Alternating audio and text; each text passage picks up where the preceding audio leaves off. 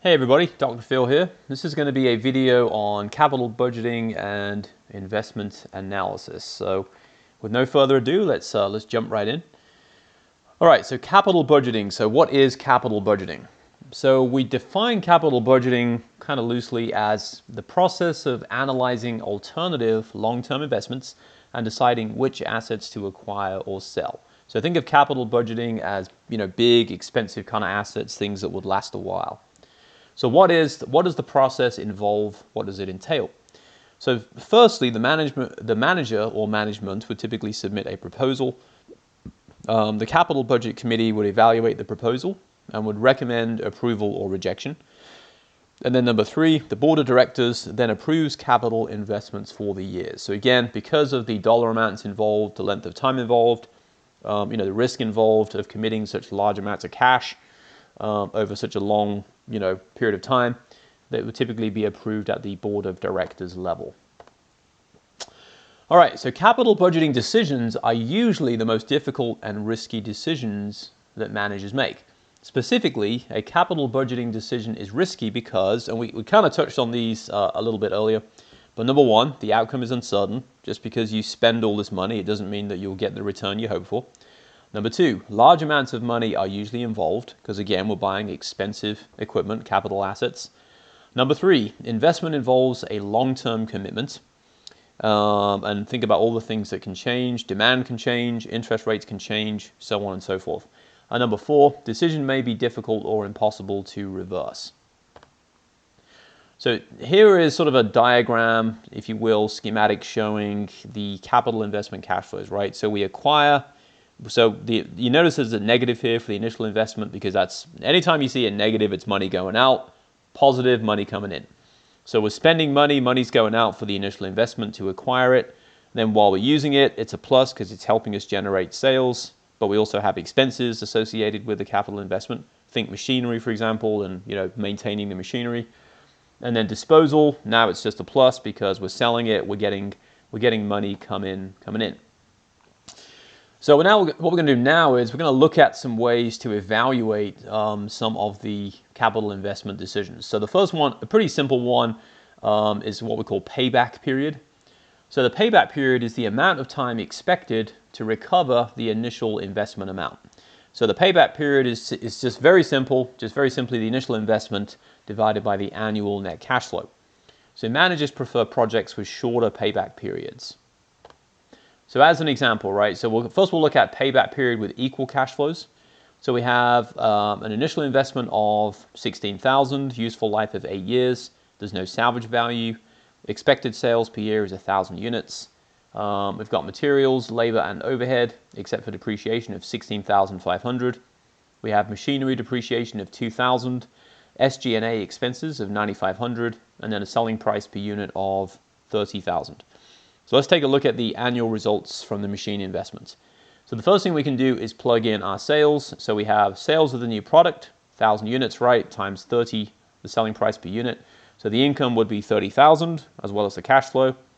Then we have expenses. We have the materials, labor, and overhead, except for depreciation of 16,500. We have depreciation on the machinery of 2,000. Now notice that the 2,000 is here, but notice that there's nothing for cash flow. The reason for that is because depreciation is typically a non-cash expense. Like you spent the money back in the day, like when you first bought the equipment. All we do now is it's a systematic and rational allocation of revenue and matching it with expense. And then we also have selling, general, and admin expenses, 9,500, and of course 9,500 actually going out too. So income is 2,000, net cash flow is 4,000. Again, think about the difference. Because of the depreciation, this is a non-cash expense. So the payback period is the 16,000 initial investment divided by the annual net cash flow, 4,000. So what we're basically saying is it'll pay for itself back in 4 years, and then everything after that, is just pretty much profit at that point. Now, what about payback period with unequal cash flows? And some might say this is more realistic because how do you guarantee you can't guarantee that you're going to get equal cash flows every year.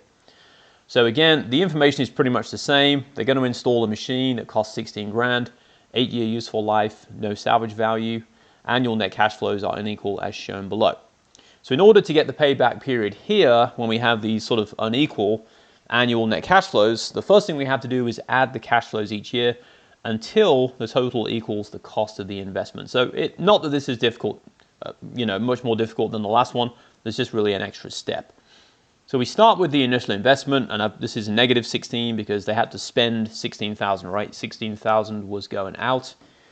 So initial investment, well, basically 16,000 in the hole. In year 1, we generate 2,000, so we're now negative 14.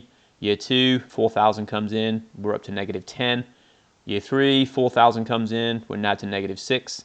And then year 4, 4,000 comes in again, so we're now up to negative 2. And then basically year 5, we surpassed that, right, of 4,000. So we've now, between years 4 and 5, we've now gone from negative, if you will, like still trying to recoup our initial investment. Now we've recouped it and we're 2,000 in the positive. So we could say that the payback period is 4.5 years.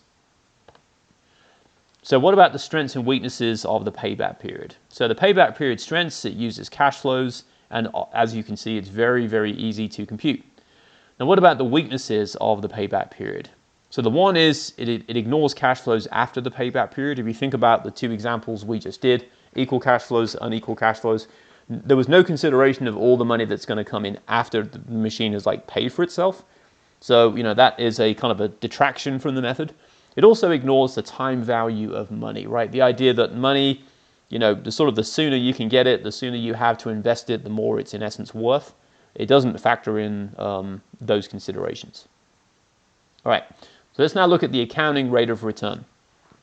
So we kind of abbreviate this ARR. So the ARR is an investment's annual income divided by the average amount invested in it. The decision rule here is to select the investment with the highest accounting rate of return. So the average investment, we were just going to take the initial investment plus the salvage value divided by 2. In the case that we just, the numbers we just looked at, the initial investment, if you recall, was 16,000, no salvage value, so that's 0, divided by 2. So the average investment is 8,000. So the accounting rate of return is an annual income of 2,000, and then just divided by the average investment. So the accounting rate of return here is 25%. So what about this method? So really kind of two weaknesses with this method. Again, kind of like the payback period, it ignores the time value of money, and it doesn't directly consider cash flows and their timing. It's just really looking at how quickly on a percentile basis, on a percentile scale, how quickly are you getting your initial investment back?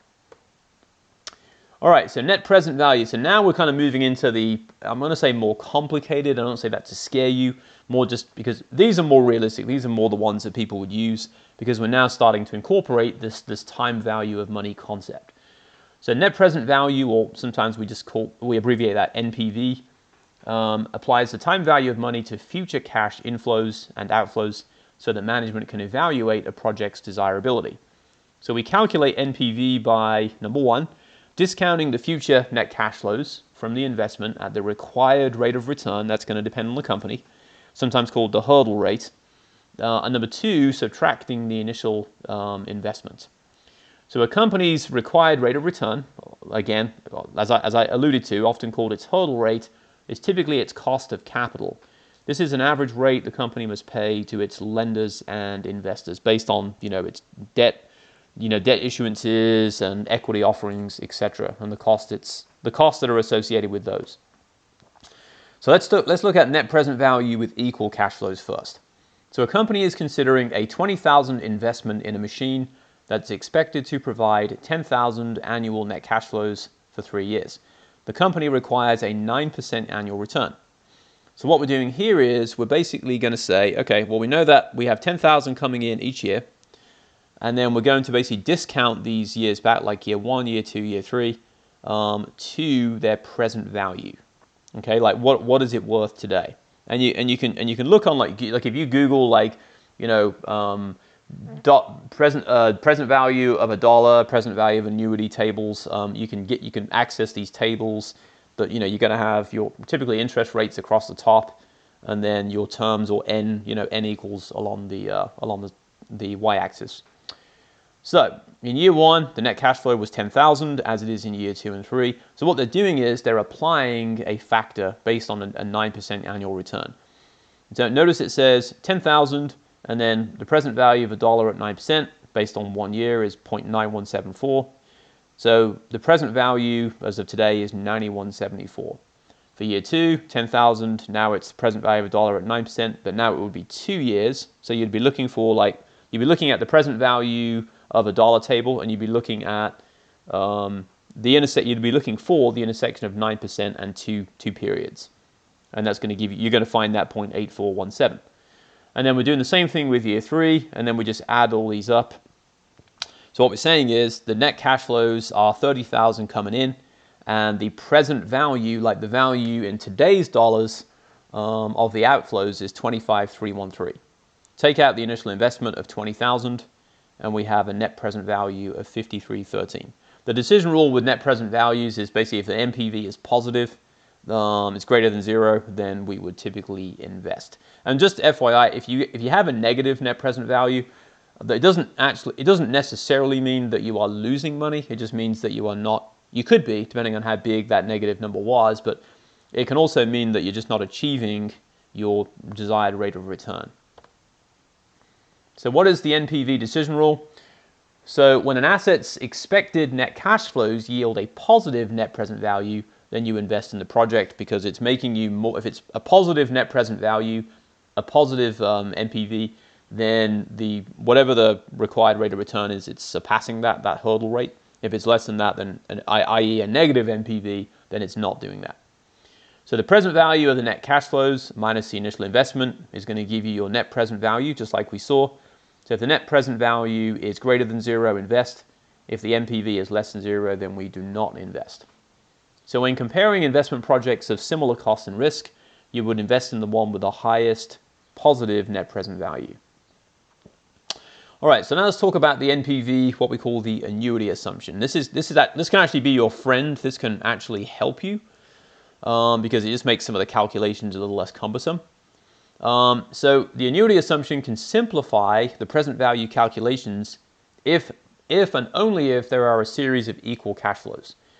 So the series of equal cash flows of equal amounts is called an annuity, and that can be money coming in, money going out. Like if you had a car payment or a mortgage, you think about how those payments are the same every month, then you could argue that that is also an annuity because the cash flow payments are the same. And then you can, again, if you go to Google, if you just type in like the present value of table for an annuity, it's going to come right up. You're going to have two. If you're looking at present value, you've got present value of $1, present value of an annuity, and you also have future value of $1, future value of an annuity at a very simplistic level. So here we would just be looking at the present value of an annuity. So rather than, if you think about what we did before, we calculated each of these individually. What you can do is you can just look for, you can find the annuity table, and then you can just apply the yearly cash flow, in this case 10,000, by whatever the annuity factor is. In this case, it's 10,000 times 2.5313, and you notice we get the same number again. The only difference here is you didn't have to calculate like year 1, year 2, year 3 separately and then like add them all together. This one will just do it for you. But this only works if it's an annuity. Okay, if they're unequal cash flows, you cannot use the annuity table. All right, so applying the annuity assumption to strategic plans. So the NPV analysis can be used to decide whether to automate a production process as one example. You can use it for other things too. So by way of an example, manufacturer is considering investing in an $80,000 automated manufacturing system. The investment can reduce labor costs by $15,000 per year for 10 years. The company will use a 10% discount rate and 0 salvage value. Now notice it says here, investment can reduce labor costs by $15,000 per year for 10 years. So what we have here, we have an annuity, right? Because it's $15,000 every year, doesn't change for 10 years. So we have years 1 through 10. Net cash flows, 15,000, because it's incoming in the sense that it's saving us money. It's reducing labor cost. So then what we would do is we would look up the present value of annuity table, and we would look for the intersection of 10% and 10 years, and you will see this 6.1446. So we simply take the 15,000 multiplied by 6.1446, and we get 92,169. We then subtract the initial investment of 80 grand, we have a net present value of 12,169, so we know it's achieving our, surpassing our hurdle rate, then the decision would be to accept the project. Now, what if we have unequal cash flows? Now, if you have unequal cash flows, then unfortunately you can't use the present value of an annuity table. You would have to use the present value of a dollar table and kind of add them all up like individually, kind of like we did in that very first example. Remember those 10,000, 10,000, 10,000. So here we have like net cash flows. If we look at A, then this is easy, right? 5, 5, and 5. So this is the same every year. But if you look at net cash flows B, we got 8,000, 5,000, and 2,000, right? So although both projects require the same 12,000 investment, right? You can see here, negative 12, and have the same total net cash flows, right? 15 and 15. Project B has a higher net present value because of a larger net cash flow in year 1, right? If we look in year 1, 5 versus 8, right? So Project B is basically getting that extra 3,000, so that money is able to be invested at 10%, which of course is going to increase the total amount. As you can see over here, 12,435 versus 12,908. And by the way, all the numbers you see over here, so like 5,000, 8,000, it's going to be times this factor, right? So like 5,000 times 0.9091, 4546. 8,000 times 0.9091 will give you the 7273, and you can do the same thing for years 2 and 3. So what about investments what if you have a salvage value? Because that's probably more realistic, right? There's probably only going to be limited cases where you're not able to sell something at the end. So let's take a look at an example of an investment with a salvage value. So we have the same years 1 through 10 here, 15,000 every year for years 1 through 10. So this is an annuity, so we can just use that 6.1446. Again, you would go to the present value of an annuity table, and you would look for the intersection of 10%. The interest rates are usually on the top, and then you would look for 10 periods. So like n equals 10, and you'll see this 6.1446. All the tables are the same. So it doesn't matter which textbook you look in or whether you look on Google. And then the salvage value at year 10. So they're saying in year 10 years from now, we'll have a cash inflow of 10,000. So what we're doing is we're going to take, again, this is just a one-off, right? So we're not able to use the annuity table. We'd go to the present value of a dollar, n equals 10, right, 10%. So the intersection of n equals 10 and interest rate of 10%, we just match those up, find the amount that, that intersects those two. And it's going to be, the factor is, we call them factors, is going to be 0.3855, okay? And then we're just going to add that. So we have 92,169 coming in from the annuity. We have the present value. The present value of $10,000 to be received 10 years from now at a 10% interest rate is 38.55. Add these up, we get 96,024. So again, subtract the initial investment of 80, and we have a net present value of 16,024. All right, comparing NPV projects. So this is where we try to sometimes rank the projects. If we've got maybe a couple that are all positive, we've got to find some way of, deciding which one to do. So what we do here is we use what's called the profitability index to rank the projects that have similar initial investment amounts and risk levels. So we calculate the profitability index by taking the present value of the net cash flows and dividing by the initial investment. So you can kind of see what we've done down here. 900 divided by 750 gives us a PI, profitability index of 1.2. 375 over 250 is a PI of 1.5. And then 270 over 300, 0.9. Right? So investment number 2, 1.5, has the highest PI, so we would thus choose this one. A profitability index that's less than 1, a PI of less than 1, indicates a negative NPV. So like this 0.9, if it's less than 1, we know that's a negative NPV, so we would rule that one out. Okay, next thing, internal rate of return. Internal rate of return is not too difficult. It's just whatever equates the net present value to 0. Okay, so the way we do this is we compute the present value factor for the investment project, which of course is just the initial investment, and then we just divide it by the annual net cash flows, and then we identify the discount rate yielding the present value factor. So let's take a look at an example of that. So step 1, compute the present value factor for the investment project. So the initial investment in this case was 12,009, present value factor, and then divided by the annual net cash flows of 5, and we get this 2.4018. So then what you're going to do is you're going to go to your present value of an annuity table, and you're looking at the intersection of the annuity for 3 periods. So 12%, 3 periods, there's your 2.40. So what you would do is you would find that 2.4018, you would know it would be for 3 periods, you'd be coming across and you would say, okay, so the interest rate must be 12% because I have 2.4018 as the quotient for the IRR present value factor. All right, what if you have unequal cash flows? So when we use the IRR to evaluate a project, we compare the internal rate of return to the predetermined hurdle rate, the minimum acceptable rate of return. We talked about that earlier, this idea of the hurdle rate. So the decision rule, if the IRR is greater than the hurdle rate, we invest. And obviously, if the internal rate of return is less than the hurdle rate, then we would not invest. Okay, next thing, analyzing a capital investment using break-even time. So this one's fairly straightforward. So break-even time, or BET or BET, is a measure of the expected time until the present value of the net cash flows from an investment equals the initial investment. So you can see here, like the initial investment was 12,000. That's today, so you don't really have to worry about any present value calculations. And then you can see these net cash flows, 4,100. So what we're doing is we're basically discounting these back. So like, for example, year 1, 4,100.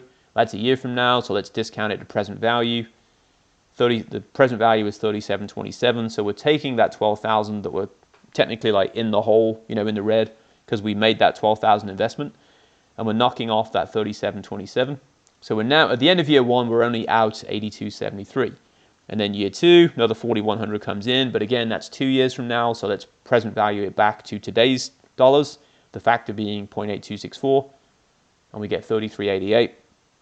We're now only we're only out 48.85, and then we just keep doing the same thing until we can see that our break-even time is somewhere between year 3 and year 4, right? Because at the end of year 3 we're at 1805, and then by the end of year 4 we're now positive 995. All right, that's everything for this video, and I will talk to you all soon.